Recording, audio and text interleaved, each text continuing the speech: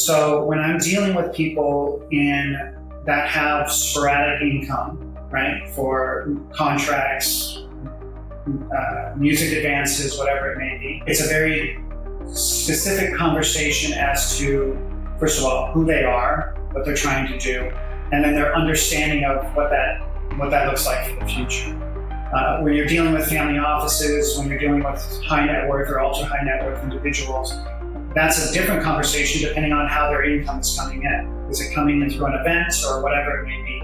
When income peaks early and fame is fleeting, from spotlight to stability reveals the precise, innovative strategies entertainers and athletes use to build lasting legacy beyond the balance sheet. Welcome to Streams to Impact, brought to you by Steve Talker Capital. I'm your host, Dr. Allen.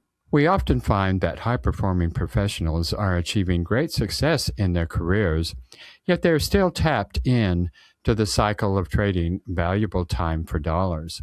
Furthermore, far too many find their hard-earned portfolios exposed to invisible risks that threaten their stability. At Steve Talker Capital, we've developed a different path. We meticulously vet operators, ensuring only the top 1% make it into our vault. This system is purpose-built to defend your capital while unlocking opportunities traditionally reserved only for the ultra-wealthy. Ultimately, the greatest danger isn't just a bad investment, it's the irreplaceable years of lost compounding growth you face without the proper financial infrastructure in place. So before we get started, I just want you to claim your free gift beyond the paycheck, the Financial Clarity Compass, Financial Independence, and grab your copy today at www.go.stevetalker.com/beyond-paycheck. So just a brief disclaimer before we get into today's program. Streams to Impact is for educational purposes only. It's not to be construed as specific investment, financial, legal, or tax advice. Please remember that all investments incur risk, and you should not invest capital you are not prepared to lose. We always encourage you to consult your own legal, accounting, and tax advisors before making any decisions. We hope you enjoyed today's show, and if you do, we would appreciate it if you would please take a moment to like, share, and subscribe.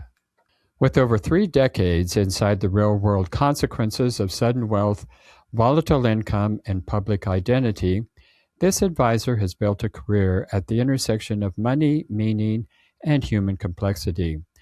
Working with clients across music, sports, and entertainment, he understands that wealth is rarely just a math problem. It is an identity problem, a timing problem, and often a purpose problem. His work has earned recognition from Forbes, Barron's, and the Financial Times, but what truly distinguishes him is how he helps high-profile individuals translate peak earnings into enduring impact, clarity, and control. Welcome, Richard McWhorter, Managing Partner and Private Wealth Advisor at SRM Private Wealth. Thank you for having me today. It's good to see you. You bet. Good to be with you. So when someone's income explodes before their identity or decision-making framework has fully formed, what do you see happening internally, and how does that psychological mismatch quietly shape their financial outcomes for decades afterward? Yeah, so in my experience, we've seen many people that have misunderstood a large contract, a large liquidity event, and looking at what the net is after taxes, and if you have representation, if you have lawyers and agents and managers, looking what that net is and then seeing what that's going to do over the rest of my life in a lot of these cases. It's not these are not long-term events. It could be one contract. It could be one event. So there's a lot of planning that has to go into that. And more importantly is that understanding of not looking at the large number, but looking at that net number. Mm-hmm. Richard, before we get too deep into this, tell us about yourself and how it is that you found yourself in this advisory capacity to high net worth individuals.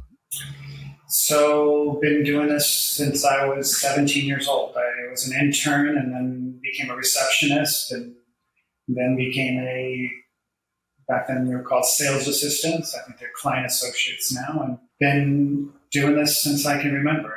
Right out of high school, I got an internship. So, uh, and when I was a sales assistant, I had 7 advisors that I was working for. And you learn, you listen, you picked up tips here and there about how to advise and how not to advise, and which was just as important as how to advise. And then over the time period, there's a lot of things that happen over 30 years and different situations that occur and different people you meet. And it was just being in the right place at the right time sometimes. And other times it was a lot of work that where you found somebody that might be interested in what you do and what I do and how I do things and who I am as a person. And, there's so many different ways in which we got to the point that we're at today. So. Yeah. Well, thank you for sharing that. For clients whose income is inherently episodic, tied to things like seasons and tours, contracts, or public relevance, how do you design a wealth strategy that doesn't depend on constant peak performance and yet can still remain viable throughout the person's life?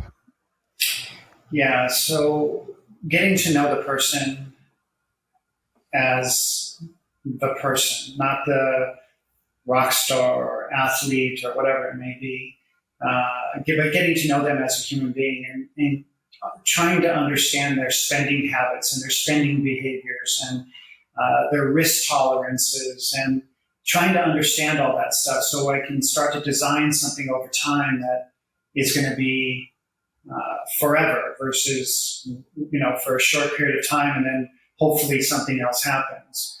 And then understanding that, like for example, in music is different, right? So music has, you might have an event, especially back when labels would give out money.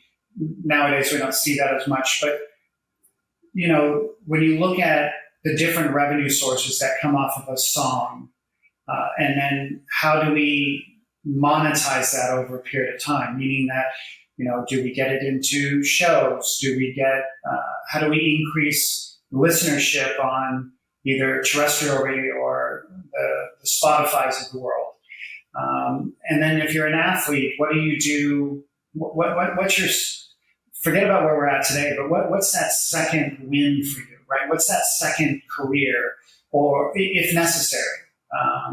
And I would say that the majority of them in athletics, it's there most certainly needs to be some type of second career for them, because as much as some of these numbers look very large, as I mentioned earlier, when you look at the net of it all, and it's not forever money. Some of the players are, right? We talk about the LeBrons of the world and the Michael Jordans of the world, and people that are making hundreds of millions of dollars. But the majority are not making that kind of money, and especially on a net level. And then they don't have the endorsements. And can they do broadcasting? Can they do coaching? What does that look like for them going forward? And for my job is to understand that in each one of these humans. Yeah, I expect that is kind of hard to come to terms with. And if you come from a background where there has been no financial planning, which I expect is the case in many cases, it is going to be extraordinarily challenging to get them to understand that this is temporary and that your career is going to peak. And, for athletes, they're pretty young, in their 30s, 35 at the most, sometimes go into 40, but that's unusual. And they're just beginning life.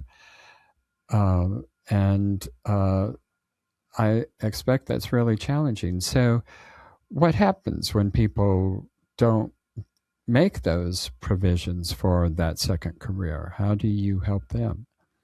Yeah, so a lot of the times we get brought in as to fix situations, whether that be in music or whether that be in athletics. And normally that's someone that's retired or retiring and seeing that daylight at the end and not necessarily knowing where that's going to go. So a lot of the times it's, sitting down, going through the situation, where we're at, what do we need to do? How are we going to navigate this? How are we going to find that potential of a second career? Helping people through those processes. A lot of the times it's not all times, but a lot of the times it's not to the point where I get involved where it's going to be a dire situation and there's real significant financial distress. We have been involved in it, are involved in that currently, but primarily it's people that have gone through the process that understand that how this income is not what they thought it was going to be, and what they have left is not exactly what they thought it was going to be for the next 40, 45, 50 years. And one point on what you just said is that, the average careers are in the 2 to 4, 2 to 5, 2 to 6 range. So when you're looking at that short a period of time, and these kids are 28, 29, 30 years old and their career's over, we need to start looking at that. And hopefully we are doing a better job of helping them see what this means today for them as they're getting their contracts. And then secondarily to that is, what are they going to do about having this money be provide for them for multi-decades to come. So, yeah, and especially with a lot of, there's this financial literacy with anybody is an issue. But when you spend your time, working so hard at your craft and spent your time just getting there, just to get to the eliteness of making it to the NBA or the NFL or Major League Baseball, just to get to that elite, the amount of time that you have to put into that is so massive. And so when you're looking at being able to be good at that and then be good at financial literacy on the other side of it, that's a whole other thing. And lastly is that, trying to find the team that's around these players or musicians that are going to be guiding them correctly. And all these have been issues in the past, and the misunderstanding of what they can spend and what they can't spend, and the guidance in regards to what the future looks like and not what it is today. And the teams around people. All these things are absolutely necessary for everything to go well. So there's wonderful examples of this, by the way, and then there's wonderful failures that we've also been that have been public over the last number of years. Yeah, that's with high-profile individuals. Yeah, they have to deal with that public fallout, and yes, we have seen it many different times, and it's really quite sad to see that playing out in the public. Well, you said there's some fine examples and some pretty deplorable examples. Well, share with us some of the good examples. Well, I think a lot of this is public, but you look at what Kobe's team has done with when Kobe was around, and what he's done for their family, and the LeBrons and the Michael Jordans, and we look at those examples of people that were either themselves or had a team around them that put them into situations where they were able to Magic Johnson's another great example of that, I think. Where the money was much different when Magic was playing, and to do what he did with it, with the access that that Magic was given, he took that to another level. You look in music and you look at the Dr. Dre's of the world who have done an amazing job, and you look at people that have been able to take their incomes and continue to create. There's no doubt about that. But to continue to create and then take that and then move that into another level of success. These are wonderful examples from my perspective that it's absolutely doable. I don't think that Dre or Michael Jordan or Magic Johnson had this wonderful financial literacy coming out of school. I just don't see that. The Charlie Sheens of the world are just the opposite, or the Nicolas Cages who have made mistakes and way overspent and thought this money was going to be endless. Those are the disasters in this, right? And if you look in sports, you have the Allen Iverson, which is a great example of management that really took care of him. He didn't realize it at the time, because I think he fired the manager that actually put some of his Reebok money aside into an annuity that is now taking care of him potentially for the rest of his life, hopefully. But at the time, he was disturbed by the idea that this gentleman was helping him in the way that he was, because he didn't realize, and the gentleman did, the manager, that Allen could be overspending. Listen, we've had multitudes of wonderful successes in. I really can't go into the ones that I was involved or that I've been involved in, but we have these wild, wonderful successes on one side of it. Where people have somehow got with the right people and or done it themselves and had that ability to do it. But the majority, unfortunately, have been the other side, which are this. I know Sports Illustrated came out with this stat that 78% of people that retire from sports are in bankruptcy or financial distress in a number of years after retirement, a couple of years after retirement. I don't know where that number comes from, to be honest, but let's say it's not even 78%, but let's say it's 50% or 60%. And we all look at the wild amount of money that these guys are getting paid. The reality is that then why would we have so many in financial distress, right? So there's all the different things that we've talked about, between spending habits, financial literacy, bad teams, all that stuff. That's all the negative side. And then if you just turn on the other side, you've seen these wild successes because they had all that stuff in place prior. So, anyway, that's how I frame it. Yeah, we look at all of these celebrities and think, wow, what a life they have, and life must be so easy for them.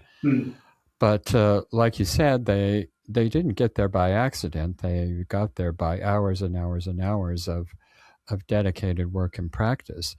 And so they haven't had time for financial planning. But I think that perhaps there's something else going on there other than just money, because they are in these high-profile positions, and I think it's difficult. And I think they struggle being able to separate lifestyle signaling from what is genuinely fulfilling. I think that, that spotlight, I haven't ever been in it, but I suspect it is so, it's not only demanding, but there's just something about it that just keeps magnetizing people to be drawn to it. So how do you help someone distinguish between that spending that reinforces their true identity and their fulfillment in life versus just that spending that quietly erodes their long-term freedoms? Well, and I'll make a comment on your statement. And I think the one thing that we need to make sure that we put into perspective is that, when I look at the general public, we have a tremendous amount of consumer debt. We have a tremendous amount of credit card debt, right? So we're trying to live this lifestyle, in my opinion, that far exceeds what we can afford with our own money. Mm-hmm. And when you have people that have sporadic paychecks, forget about, you get your monthly or bi-monthly paycheck, but you have sporadic paychecks, right? That may not come. I've got a 2-year contract, but I got injured. You never know any of that stuff. And if you're a musician, you got to be putting out new stuff all the time, or you have to have a commercially successful song or whatever it may be, or tour or whatever that looks like. So when it's sporadic like that, it just enhances that need for watching what we're spending. And when we're getting checks, and we're still in that position, right? In totality, I mean, I would say the vast majority of U.S. consumers have very low savings rates. I think the number came out at 3.5%. So if that's the case, then we're all trying to live this lifestyle that exceeds where we're at today. I look back on some of the people that were my first clients, and what they were able. I had a gentleman that was a door-to-door egg salesman, my second client ever, and door-to-door egg salesman, and would save up his money and buy a piece of land and build a building on it and then rent that out. And he did this over and over and over and over again, and built this wonderful estate, but everything was paid for. There was no debt. He didn't buy new clothes all the time. He didn't have the fancy car until he bought a car later on, but didn't really have the fancy cars, and didn't go out to eat at fancy restaurants, and didn't do all these things that, didn't go to Starbucks for his $7 cup of coffee or whatever it is. But my point is that, he was fiscally restrained always. Mm-hmm. Now, whether there's a great balance between that and what I believe the general public to be is two different things. Mm-hmm. So I do think that the to get back to the point and the question that you asked is that I do think that athletes, musicians, entertainers, people that have had one-time events, liquidity events of some sort, the real thing is to understand that spending, right? I like to give somebody a certain amount of money that they can go out and spend, and it's not going to be effectual on the overall plan, right? Especially when they first get money. Because they have certain wants, and they have certain people that they want to make sure they take care of, and whatever other reasonings they may have. So let's put a little bit of that aside, and we're going to do that. But remember, if we do any more than that, it's going to start to affect the long term. So if you exceed the spending that we can provide, then we need to make sure that we're understanding that we're going to need a second act to this, right? That we're going to need another to make up that income somehow later on, because you're spending that today. So really, it's the educational process of telling and showing, and so that they can visualize that this is what it's going to look like. And if they understand, the people that we deal with, they understand that if I take some money out, it will affect the entire plan that we've set out for them, so that we are taking care of them for the next 20, 25, 30 years. So that's the kind of education that I think is absolutely necessary. And but it's hard. I mean, it's hard to get people from, that financial literacy that we've talked about. That's very, very difficult for them to even want to get involved in, right? Until they understand what the downsides are not. So once again, the right team around them, and providing that guidance, and making sure that they are getting more financially literate. I wish the general public would do that as well. So to be fair, so yeah. So trusts, insurance, estate structures are often discussed as technical tools, and I'm sure these are the things you discuss with your clients. But in practice, how do you use them as a behavioral guardrail that protects your clients from themselves?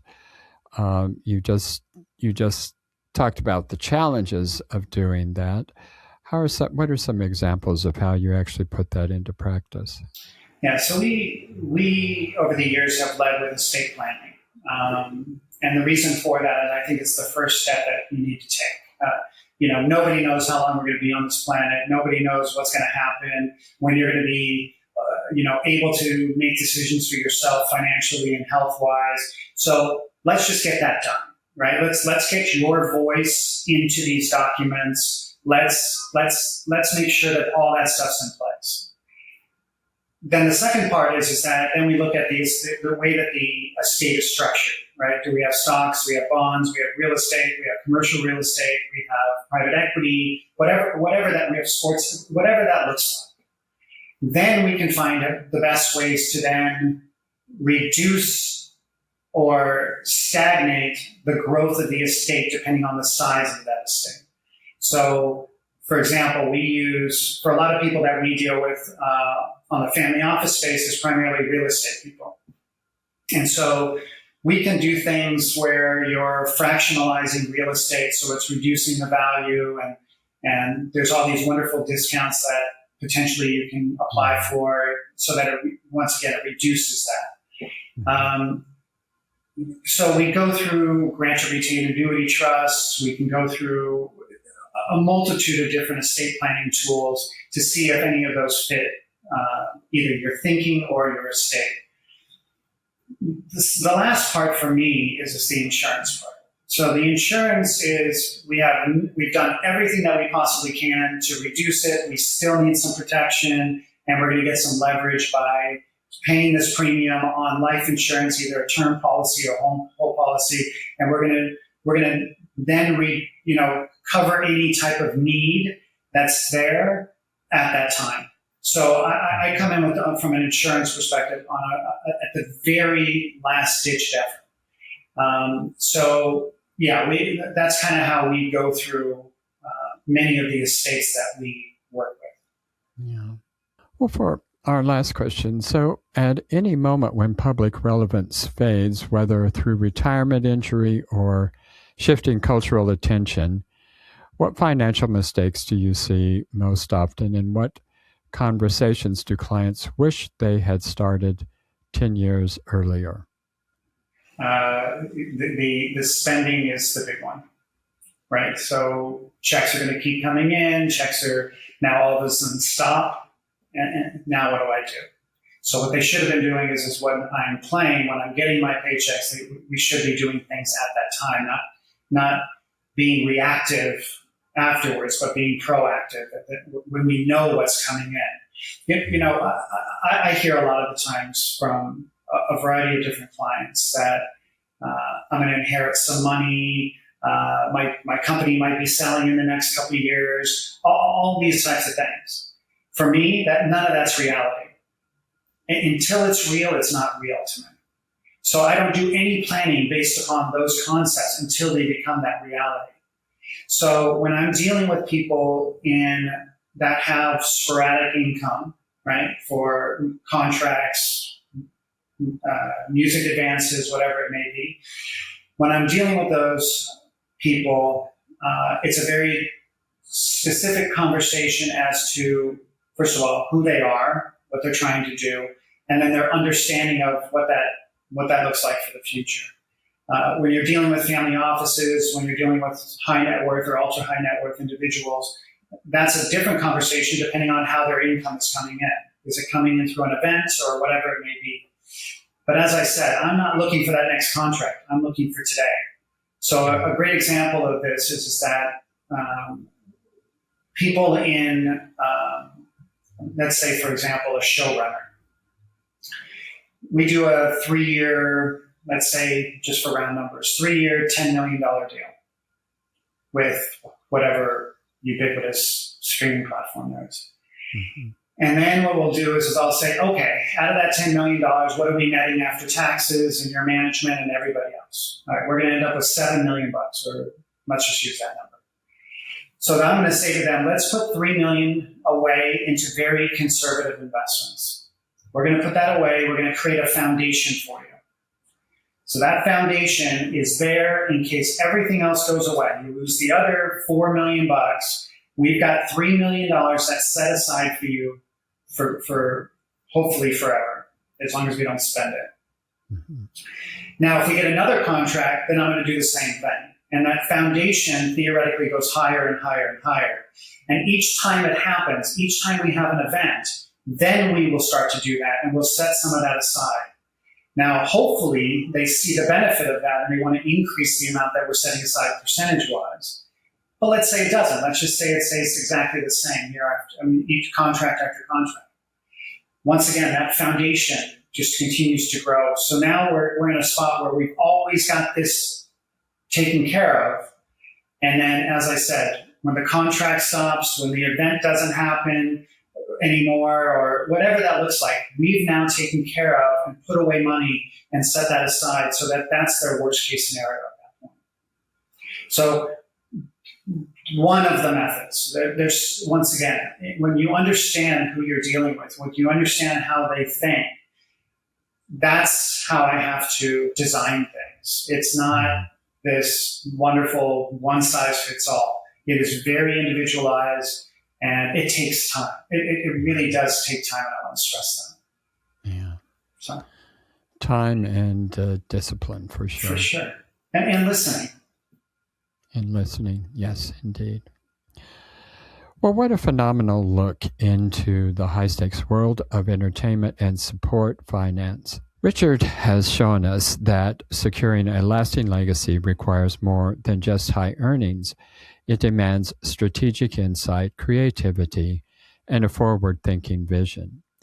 If you're in the entertainment or sports industry looking to secure your financial future and align your wealth with your purpose, Richard has provided a fantastic resource, and you can find that at www.srmprivatewealth.com. To learn more about their precise and innovative financial solutions, please go to their site, and you can have this resource available to you. You'll find this information also in our show notes. We hope this conversation has given you valuable insights into protecting your capital and creating a lasting legacy. And don't forget to claim your free gift Beyond the Paycheck by going to www.go.steedtalker.com/beyond-paycheck. And thank you for spending the time with us today in Streams to Impact, brought to you by Steed Talker Capital. If you enjoyed this episode, we'd be honored if you'd like, share, and subscribe to help others find their path to financial independence. Until next time, keep building your legacy. Thank you for tuning into Streams to Impact, brought to you by Steed Talker Capital, a company empowering passionate professionals like you to develop multiple streams of passive income built on solid passive real estate investments. As a significant part of our endeavors to make a cosmic and meaningful impact for this world, Steed Talker Capital contributes significant portions of our profits to activities and organizations committed to better understanding the equine. These endeavors attempt to enhance the treatment of horses worldwide. Steed Talker Capital, working for a world where all creatures great and small flourish abundantly. If you are ready to learn how our passive investors have earned an average 33% annual return on their investments, schedule your complimentary passive income to Prideful Impact consultation. Obviously, we cannot continue indefinitely to offer these valuable consultations for free, so grab your passive income to Prideful Impact consultation while you still can. Go to steedtalker.com/passive